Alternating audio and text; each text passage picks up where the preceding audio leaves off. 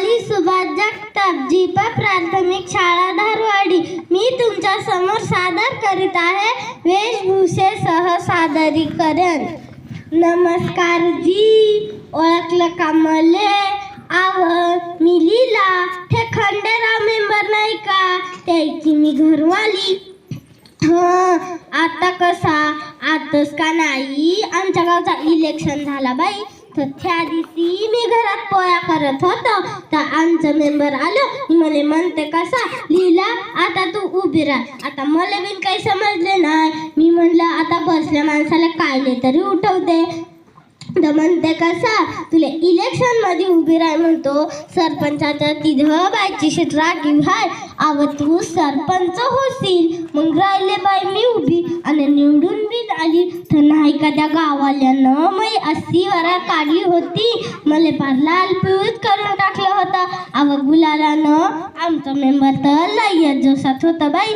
तस काय थोच सरपंच झालं. नाहीतरी बाई कोणत्या पदावर आली की नवऱ्याला वाटते आपणच पदावर फेस पुढं पुढं करते. तर काय बाई मी मा पुढं तो वाजन, मा पुढं सारे लोक नाचत होते, सगळे झिंगायला लागले. मी म्हणलं आता तुम्ही चांगले झिंगा, मग दाखवतोय काय काले माया इंगा. आता त्या दिवशीच गोष्ट घ्या, आमच्या गावचा चपरासी माझ्या घरी आला. मी म्हणते कसा गावात बीडीओ साहेब आले, तर ते सरपंचाला बोलवते. तर उठलं हे लागलं रस्त्यानं. मी बोलले आवा थांबा, अव ते सरपंचाला बोलवते. तुम्ही का सरपंच हा? तर म्हणते कसा अगं लीला, तू काय बोलशील त्या माणसा संग, तुले काही समजते? मले काय समजते, मया पारा घुमला बाई. मी म्हणलं अव त्या सावित्रीनं आमच्यासाठी शिक्षणाचे कवड खोलले, म्हणून आम्ही शिकलो आणि संविधानानं आम्हाला सरपंच होण्याचा अधिकार दिला. तर अधिकार तर आम्ही गाजव की नाही. मग लागले मी ग्रामपंचायतच्या रस्त्यानं. तर नाही का त्या गल्लीच्या टपरीवर चांगले जाण पोटे घेतली देशीन नीसते जिंगत होते. त्यातला एक बंदर मला आडवा झाला बाई. आणि मला पाहून म्हणते कसा अरे बाबा नशीब आपलं उतान झोपलं, अरे बाबा नशीब आपलं उतान झोपलं. जीवाची फजिती ऐका, जीवाची फजिती ऐका. आता मरदाले किंमत हाय का, ह्या सरपंच झाल्यात बायका. आता मरदाले किंमत हाय का, ह्या सरपंच झाल्यात बायका. तर मला त्या सावित्रीची आठवण आली. तिला बिन एक असाच धत्तीन आडवा झाला होता, पण ती होती सावित्रीनं घेतली चप्पल आणि लावली त्याच्या गाल्यावरनं. मी बिन म्हणलं अव सकाळी उठता दोस्ताले भेटता, अव सकाळी उठता दोस्ताले भेटता. देशीचे क्वार्टर लावता, देशीचे क्वार्टर लावता. तुमच्या होटावर मिशा हाय का, ह्या सरपंच झाल्यात बायका. तुमच्या होटावर मिशा हाय का, ह्या सरपंच झाल्यात ऐका.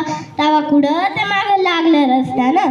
आता आडण पण तरी किती म्हणावं. मासेजारीच्या लेकराले आला बाई ताप. तर गेले मी तिच्या घरी भेटाले, तर ते पाहून डचकूनच गेले बाई. तिथं नाही काय एक देवी आली होती, काय तो धुवारा काय तो अंगारा.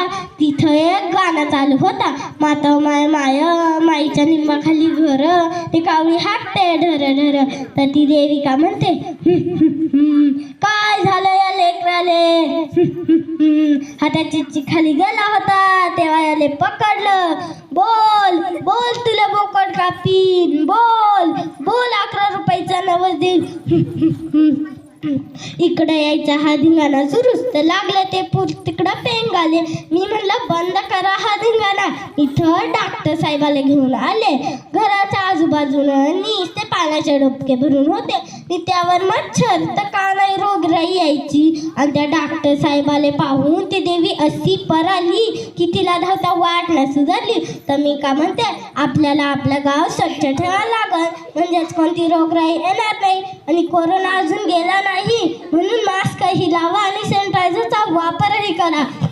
आणि मुलीला बी शिकवा, काऊन का मुलगी शिकल आपल्या समाजाचं नाव उंच करेल, आपल्या देशाचं नाव उंच करेल. तर ऐकल का नाही या अडणीची गोष्ट ऐकाच लागल. काऊन का मी बनेल सरपंच नेक्स्ट काहून का मी आहे त्या सावित्रीची लेक, त्या सावित्रीची लेक. चालतं हो आता, लगेच उशीर झाला बाई. धन्यवाद.